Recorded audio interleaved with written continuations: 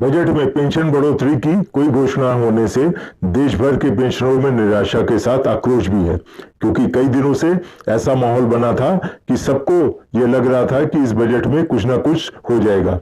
Budget में अगर pension नहीं बढ़ी है तो क्या अब कुछ नहीं होगा, यह सभी के मन में सवाल उठ रहा है। पर ऐसा नहीं है और ना ही पेंशन आंदोलन समाप्त हुआ है। पेंशन ईपीएफओ को अपने फंड से ही बढ़ानी पड़ेगी। एनएससी के राष्ट्रीय नेता दिल्ली में डेरा डाले हर गतिविधि पर नजर रखे हैं। उन्हें जो जानकारी मिली है कि केंद्र सरकार में विभिन्न मंत्रालयों को ग्रांट यानी अनुदान दिया है, उसके 64 नंबर पॉइंट में श्रम मंत्रालय को विभिन्न योजनाओं के लिए 32,646.19 करोड़ का अनुदान दिया गया है। इसी ग्रांट के पॉइंट नंबर 11 पर ईपीएस 95 पेंशन योजना के अंतर्गत श्रमिकों को पारिवारिक पेंशन और बीमा लाभ के लिए 11,250 करोड़ रुपए का प्रावधान किया गया है। श्रम मंत्री मनसुख मांडविया जी ने 20 दिसंबर को त्रिपक्षीय बैठक में कहा था कि पेंशन बढ़ाने के लिए बजटरी सपोर्ट की भी जरूरत पड़ेगी। बाकी तो उन्हें ईपीएफओ के फंड से ही करना है।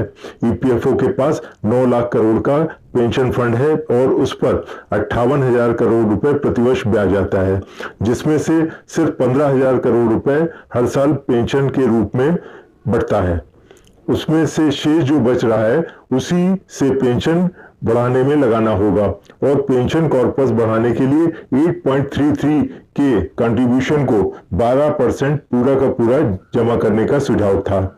एनएससी के राष्ट्रीय अध्यक्ष कमांडर अशोक राव जी ने बजट आने के तुरंत बाद ही श्रम मंत्री को पत्र लिखकर केंद्र सरकार से मिली ग्रांट का उपयोग पेंशन बढ़ाने के लिए करने को कहा है।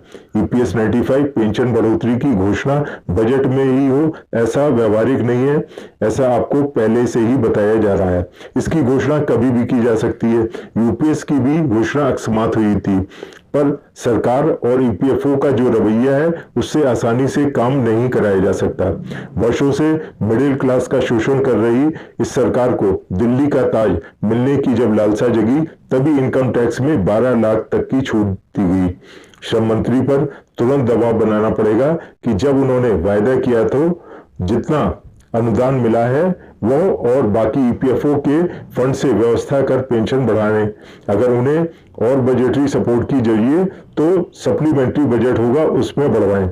एनएससी को इसके लिए अब की रणनीति तय करनी पड़ेगी, क्योंकि 10 दिसंबर का दिल्ली आंदोलन श्रम मंत्री के आश्वासन के बाद पोस्टपोन किया गया था, समाप्त नहीं। आश्वासन अगर पूरा नहीं किया जा रहा है तो आंदोलन और बड़ा होना चाहिए और अब की किसी के झांसे में नहीं आना चाहिए।